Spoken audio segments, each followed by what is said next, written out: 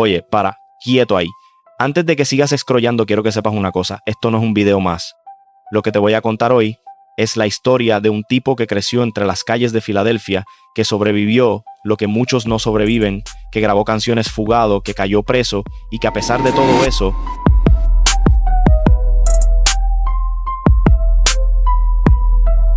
terminó convirtiéndose en uno de los nombres más polémicos y más reales del género urbano puertorriqueño de esta generación. Estoy hablando de Sombra PR, un artista que en menos de un año ya tenía medio Puerto Rico pendiente de cada movida que hacía.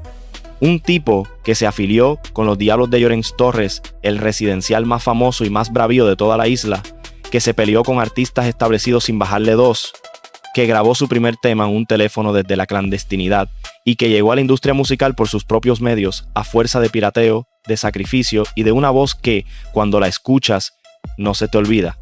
Hoy vamos a desglosar su historia completa, el origen, las alianzas, las guerras, la cárcel, la música y todo lo que hay detrás de la sombra que se convirtió en nombre. Si eres de los que conocen la calle de verdad, este video es para ti. Si eres de los que quieren entender de dónde viene esta nueva generación del género urbano boricua, este video también es para ti. Quédate hasta el final, porque esto se pone fuerte. Antes de que empecemos, necesito saber de dónde nos están viendo. Puerto Rico, Filadelfia, Nueva York, España, Colombia, ¿desde dónde sintonizas? Escríbelo en los comentarios ahora mismo. Y si conoces a Sombra PR, si eres de la zona, si has estado en Llorens o en alguno de los caseríos que mencionamos hoy, cuéntanos. Este canal se construye con tu historia también. El hombre antes del artista. De Filadelfia a Puerto Rico. Para entender a Sombra PR, hay que entender el lugar del que viene. No un caserío de Puerto Rico, al menos no de inicio. Sombra creció en Milwaukee y Filadelfia, dos de las ciudades más violentas del norte de los Estados Unidos, en comunidades boricuas donde la supervivencia no era un concepto abstracto, sino una práctica diaria. Filadelfia, conocida en la calle simplemente como Philly, tiene barrios donde las jeringas usadas aparecen en las aceras por las mañanas, donde los tecatos personas con adicción a opioides forman parte del paisaje cotidiano de cualquier menor que camine descalzo. Sombra lo ha descrito en sus propias palabras. Creció rodeado de cerca de 40,000 personas con adicciones severas caminando por su vecindario. No es una metáfora. Es el Kensington de Philly, una de las zonas más afectadas por la crisis de opioides en toda la costa este de Estados Unidos. Ese contexto moldeó su perspectiva mucho antes de que tuviera una canción en la calle. Le enseñó que el caserío boricua, aunque duro, tenía un tipo de orden que Philly no tenía. Que aquí en Puerto Rico las cosas se movían diferente, con estructuras más definidas y con códigos que se respetaban de otra manera. Sombra lo ha reconocido. La calle puertorriqueña y la calle norteamericana son dos mundos que parecen similares desde afuera, pero que por dentro funcionan con reglas completamente distintas. Fue en esa tensión entre dos mundos, dos idiomas, dos sistemas de violencia donde comenzó a formarse el artista que eventualmente sería conocido como Sombra, el nombre que nació en el bloque. El nombre artístico de este cantante no salió de ninguna sesión de branding ni de ningún productor, salió del bloque, de alguien que lo conocía de la calle. Según él mismo ha relatado en entrevistas públicas, un día estaba caminando por el área donde solía pasar el tiempo y alguien que frecuentaba el lugar lo notó acercarse de manera silenciosa, casi imperceptible. La persona se sorprendió y le dijo algo así como: «Coño, eres como la sombra». Desde ese momento, cada vez que esa persona lo veía llegar, lo llamaba así. El apodo se fue quedando, se fue pegando como se pegan las cosas auténticas, sin esfuerzo, sin plan. Así nació Sombra. No desde la imaginación, sino desde la calle. Y esa es exactamente la clase de origen que define a un artista de este nicho. Nada fabricado, todo real. La ironía es poderosa. El hombre que eventualmente llenaría plataformas con su voz comenzó siendo invisible, siendo la sombra que aparecía sin hacer ruido. Los Diablos de Llorens. La familia que abrió la puerta. El residencial Luis Llorens Torres, ubicado en el barrio de Santurce, en San Juan, Puerto Rico, es el complejo de vivienda pública más grande del Caribe. Con aproximadamente 2,000 apartamentos y decenas de miles de residentes, Llorens Torres ha sido históricamente uno de los territorios más complejos de la isla en términos de actividad criminal, tráfico de drogas y disputas entre facciones. Desde ese residencial surgió un movimiento que cruzó los límites entre la calle y la música, los Diablos de Llorens Torres. Artistas como Joven Chimmy, cuyo nombre real es Ángel Javier Avilés Monzón, originario de San Juan, construyeron buena parte de su narrativa artística alrededor de ese residencial, mezclando drill latino, trap y maleanteo con referencias directas a su realidad cotidiana. Sombra PR se convirtió en parte de ese círculo. En agosto de 2024 aparecería junto a Joven Chimmy, Pressure 9x19, Slater y LED en el tema Glizzy Gangster, que formalizó la conformación del sello Glizzy Gavin G Inc. Eso representó algo más que una colaboración musical. Fue una declaración de pertenencia. Sombra no era solo un artista que sonaba, era parte de una familia con raíces profundas tanto en la música como en la realidad de los caseríos. Esa alianza le abrió puertas, pero también le trajo enemigos. En el mundo del género urbano boricua, con quién te paras define quién te enfrenta, Panza, Chris Handel y los primeros pasos en la música, toda historia tiene un primer momento. Para Sombra ese momento tuvo nombre propio, Chris Yandel. Ese fue el primer compañero con quien comenzó a hacer música. Alguien que lo conocía desde adentro, que sabía exactamente qué estaba viviendo, y que le dijo con convicción algo que pocos le dirían en ese momento: tú eres King Von, vamos a hacer un tema. King Von fue una de las primeras canciones que puso a Sombra en la conversación. Una canción que, según ha explicado, transmitía una energía que iba más allá del ritmo. Personas que la escuchaban en ambientes nocturnos la describían como algo que te ponía en modo diferente, que cambiaba el ambiente de un cuarto entero. Pero tan importante como Chris Handel fue otra figura, Panza. El hermano de Pressure 9x19, Panza era una persona cercana a Sombra, alguien que lo conocía en los momentos en que aún no era nadie en la música. Fue Panza quien le dijo, con la claridad que solo tiene alguien que te quiere bien, que ya no había más calle para él, que tenía que dedicarse a la música de verdad. Esa conversación, según Sombra ha relatado, fue un punto de inflexión. Lamentablemente, Panza falleció en Pensilvania el 10 de febrero de 2025, según información que circuló en redes. Un golpe profundo para quienes lo conocían, especialmente para un artista cuya música estaba directamente ligada a las personas reales de su vida. Que descanse en paz. Oigan, antes de seguir, necesito que se queden, porque lo que viene ahora es lo más fuerte de este video. Vamos a hablar de la noche que lo tirotearon en una barbería, de cómo grabó canciones fugado con los guardias buscándolo, de cómo cayó preso y de la tiradera que hizo que medio Puerto Rico hablara de su nombre. Eso y más, no cierren esto. La noche en la barbería y las canciones grabadas fugado. Hay momentos en la vida de un artista que no se pueden fabricar, que llegan desde la realidad más brutal y se convierten en materia prima para algo que paradójicamente termina siendo arte. Para Sombra PR, uno de esos momentos ocurrió en una barbería. Según sus propias declaraciones públicas, estaba recortándose cuando algo ocurrió sin detallar exactamente qué que lo obligó a salir corriendo, a fugarse, a moverse de un lado a otro sin poder regresar a ningún lado fijo. Nadie lo quería en su casa. En esos momentos en que uno anda jugado, como se dice en la calle, el espacio se hace pequeño y los aliados se reducen drásticamente. Fue en ese contexto de clandestinidad que Sombra grabó algunas de sus primeras canciones más importantes. Entre ellas, 23 y Endemoniado, ambas producidas prácticamente en el mismo día que ocurrió el suceso de la barbería, en un teléfono en casa de Donify, el único que abrió su puerta. Las restricciones técnicas de grabar desde un celular no le importaron. La urgencia era real, la presión era real, y esa tensión quedó registrada en cada palabra. Más adelante, grabó el video de Fugado de la misma manera, desde el teléfono, sin producción grande, sin equipo técnico, siguiendo el estilo de un video que Hansol La H había popularizado en el canal Cheando Goma. La autenticidad no era un recurso estético, era la única opción que tenía disponible, y resultó ser exactamente lo que esa música necesitaba. La caída, prisión en Estados Unidos y el contrato que cambió todo. Después de toda esa carrera fugitiva grabando canciones desde el teléfono, llegó el momento que muchos en la calle conocen como inevitable. Sombra cayó preso. Lo que ocurrió después es quizás uno de los episodios más determinantes de su historia. Desde la cárcel, le mandó a decir a un contacto de nombre 20 que llamara a Waltonberg, el empresario musical que lo había estado observando. Su mensaje fue directo: yo firmo por lo que sea, que me paguen el abogado. Waltonberg respondió. Le pagó el abogado sin cobrarle nada a cambio de inmediato, un gesto que Sombra ha descrito como algo que salió del corazón.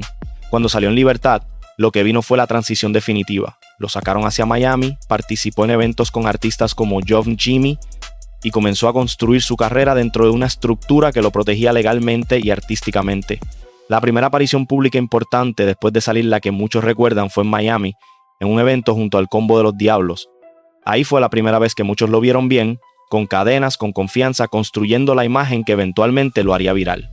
El sistema carcelario de los Estados Unidos, a diferencia del puertorriqueño, tiene su propia dinámica. Blancos, negros y boricuas en espacios separados con sus propias reglas. Sombra ha dejado claro en entrevistas que nunca se cantó los 27 años, como menciona en una canción cuando habla de sentencias, porque allá las cosas no funcionan igual que aquí. Esa conciencia de moverse con cuidado, de calcular lo que se dice y lo que no, es algo que cargó desde adentro y que influyó directamente en su manera de escribir letras. El arte de aprender. Como estudió la industria musical, una cosa es sobrevivir la calle, otra muy distinta es sobrevivir la industria musical. Sombra PR entendió eso desde temprano y tomó una decisión que pocos en su posición habrían tomado: estudiar. Según ha relatado, veía entrevistas de artistas establecidos una y otra vez, hasta 30 o 40 veces cada una, tomando notas en una libreta física sobre cómo cobrar por la música, qué son los masters, cómo funciona una distribuidora digital, qué es un DistroKid, cómo estructurar un contrato. Ese conocimiento que muchos artistas nuevos ignoran completamente le permitió llegar a la mesa con herramientas que la mayoría de principiantes no tienen. Fue al ver la carrera de C. Dobleta donde tuvo la claridad. Dobleta, artista del mismo ambiente callejero, había logrado pegarse siendo lo que era, sin cambiar su esencia. Sombra vio eso y lo tomó como validación. Si ese cabrón igual de loco se pegó, yo también puedo. Ahí fue que se comprometió a fondo. Su estrategia de crecimiento también incluyó el pirateo, subir música a plataformas sin sello, aprovechándose de dominicanos que según él no fantasmeen cuando prometen subir tu música. El primer gran momento de atención pública llegó cuando C. Dobleta reposteó un fragmento de Sombra en Instagram, algo que disparó seguidores de manera inmediata. Ese reposteo, breve y aparentemente casual, fue en realidad el momento que cambió la trayectoria de su carrera. Patroncito, Trippy y el origen del conflicto con Hades 66. El primer tema que posicionó a Sombra en la conversación del género urbano boricua fue Patroncito. En esa canción, Sombra menciona a Trippy, una persona real de su pasado que ya no estaba vivo. Para él, esa mención era un tributo, una forma de hacer un rip diferente, no de llorar, sino de hablar desde la rabia y desde el dolor con actitud. El problema vino porque alguien del bando contrario, alguien vinculado a lo que Sombra llama sus contrarios, se montó en la respuesta Patroncito. Eso para Sombra fue una falta de respeto directa, no solo hacia él, sino hacia personas que formaban parte de su círculo más cercano. Hay que entender el contexto de cómo funciona ese tipo de conflicto en el género. En el maleanteo puertorriqueño, mencionar a alguien fallecido es un territorio delicado. Usarlo como escalón para una tiradera es, dentro de esos códigos, una provocación de primer nivel. Según versiones públicas, el conflicto con Hades 66, artista del bando contrario vinculado a Hansel La H y Elegidos Records, tiene raíces en varios episodios simultáneos. Sombra sostiene que cuando C. Dobleta tuvo problemas y se entregó a las autoridades, Hades 66 y personas de su círculo se alinearon con sus contrarios. Para Sombra, eso fue traición. A eso le añadió que nunca olvidó que Hansel La H fue de los primeros en postear Patroncito cuando era un artista emergente y que esa historia siempre estuvo presente en las tensiones posteriores. Problemático, la tiradera que encendió todo. Cuando C. Dobleta se entregó a las autoridades, Sombra no hizo un post de apoyo ni grabó un video de condolencias. Grabó problemático. Según información circulada públicamente, ese tema estaba dirigido a Hades 66 de manera específica, aunque la mención a Elegidos Records encendió a un grupo mucho más amplio de personas. El propio Sombra ha explicado que su intención era ir contra una persona en particular, no contra un colectivo entero, pero cuando eso se traduce en una canción que menciona un sello discográfico que tiene asociados múltiples artistas, la ola se agranda sola. Lo que sorprendió a muchos en la escena fue la falta de respuesta directa de Hades 66 en formato musical. Algunos analistas del género señalaron lo que ha ocurrido históricamente en casos similares. Cuando un artista de mayor trayectoria no responde musicalmente a uno que recién comienza, puede interpretarse como una decisión estratégica para no elevar el perfil del retador. Sin embargo, eso no detuvo la escalada. El conflicto también tocó a Luar La L. Según reportes de páginas de seguimiento del género, Luar publicó en sus historias de Instagram un video con frases que muchos interpretaron como referencias directas a Sombra, menciones a la Sombra, referencias al secuestro imagen que Sombra usa en Problemático y un tono inequívoco que generó especulación sobre si una tiradera formal estaba en camino. Si eso era casualidad o estrategia, como el propio Sombra ha sugerido, es algo que el tiempo no ha terminado de resolver del todo. La guerra de palabras dejó en evidencia algo que el género siempre ha sabido. En el maleanteo, una tiradera sin respuesta musical es un cliffhanger permanente. C-Dobleta, Mid-Mejate y el combo que rodea a Sombra. Para entender a Sombra hay que entender las personas que los rodean, porque en el género urbano las alianzas no son solo musicales, son declaraciones de identidad.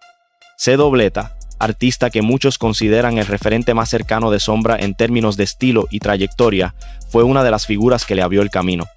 Sombra ha reconocido públicamente que fue ver a Dobleta a alguien con una personalidad similar a la suya, sin pulir, directa a pegarse en la industria, lo que le confirmó que él podía hacer lo mismo. Meeting Beat es otro nombre clave en ese universo, mencionado en los beats y en las conversaciones de Sombra con frecuencia. Según información que circuló públicamente, Midnight estuvo hospitalizado en algún momento de 2024, algo que Sombra mencionó en entrevistas con preocupación genuina, pidiéndole recuperación sin entrar en detalles. Slater, LD y Pressure 9x19 completan el núcleo más visible de la Glizzy GBNG. Cada uno tiene su propia historia con el sistema, su propia relación con Llorens Torres, su propia razón para estar en esa mesa.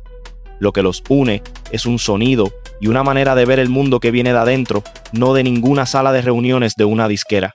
Dentro del registro más personal de sus relaciones, Sombra ha hablado de su primer amigo musical, Chris Handel, quien actualmente está preso. Esa realidad, la de ver a alguien que fue tu primer compañero de camino terminar encerrado, es el tipo de experiencia que aparece en las letras sin que nadie tenga que pedirla. Transición artística, de la calle a las babies, sin perder el código. Uno de los debates más interesantes dentro de la base de seguidores de Sombra PR es la pregunta sobre si su evolución hacia temas más románticos o dirigidos a las babies, como se dice coloquialmente en el género, representa una traición a sus raíces o simplemente una expansión natural de su alcance. El propio Sombra ha sido claro al respecto. La transición no nació de una decisión comercial, sino de una experiencia personal. Traqueto, considerada por muchos de sus seguidores como una de sus mejores canciones románticas, fue producida con el productor Fronty, quien le dio los códigos para escribir de ese lado sin perder su esencia. Sombra ha dicho que quiere ser el tipo de artista cuya música te llega al corazón, que cuando la escuchas sientes que él realmente está viviendo lo que describe. También ha hablado de su referente a largo plazo en ese sentido, Busi Bodivaras, un artista que pasó años preso, que sacrificó tiempo real de su vida, pero que construyó algo que le permitió a sus hijos vivir bien. Esa es la visión de Sombra para su propio futuro, no cambiar quien es abruptamente, pero sí construir algo que tenga raíces lo suficientemente profundas para sostenerse cuando los hijos crezcan. Tiene un hijo de 6 años y un bebé en camino, una niña al momento en que estas entrevistas fueron realizadas. Esa realidad personal es algo que ya pesa en sus decisiones artísticas, aunque todavía no al punto de que abandone lo que le funciona musicalmente. Sombra PR no es solo un artista, es el resultado de dos mundos colisionando, la calle de Filadelfia y los caseríos de Puerto Rico, el inglés de la sobrevivencia y el español del sentimiento, la prisión y el estudio, la rabia y la música. En menos de 2 años de carrera pública, logró afiliarse con uno de los movimientos más representativos de la nueva generación del género urbano boricua, grabó canciones que terminaron siendo himnos para una fanaticada específica y fiel, protagonizó una de las guerras de tiradera más seguidas del momento y construyó sus primeros másters, sus propias grabaciones, bajo su propio control desde cero. Lo que hace interesante su historia no es la violencia ni el conflicto, es la persistencia. La imagen de un tipo grabando canciones en un teléfono fugado, con guardias buscándolo, y aún así decidiendo que su momento no había pasado. Eso no se fabrica, eso se vive. Su historia sigue escribiéndose. Las páginas que vienen la bebé que está por nacer, los proyectos con Coda, los temas con Midnight y Pressure, la resolución o no de sus guerras en el género todavía no tienen final conocido. Pero el inicio, ese inicio que hoy contamos aquí ya está escrito en las calles de Philly y en los pasajes de Llorens Torres. Y aquí termina por hoy. Pero la historia de Sombra PR no termina aquí, y yo sé que ustedes tienen información que yo no tengo. Si son de Filadelfia, de Milwaukee, de Puerto Rico, de cualquier caserío de los que mencionamos hoy, si conocieron a Sombra antes de que fuera artista, si estuvieron en algún evento, si tienen anécdotas que añadir, si saben algo que no está en este video, quiero que lo pongan en los comentarios. Este canal se nutre de lo que ustedes saben. Completen la historia conmigo. ¿Qué quieren que cubramos en la próxima entrega? Díganmelo abajo. Y si llegaron hasta aquí, si este video les valió, suscríbanse. Aquí no viene relleno, aquí viene la historia.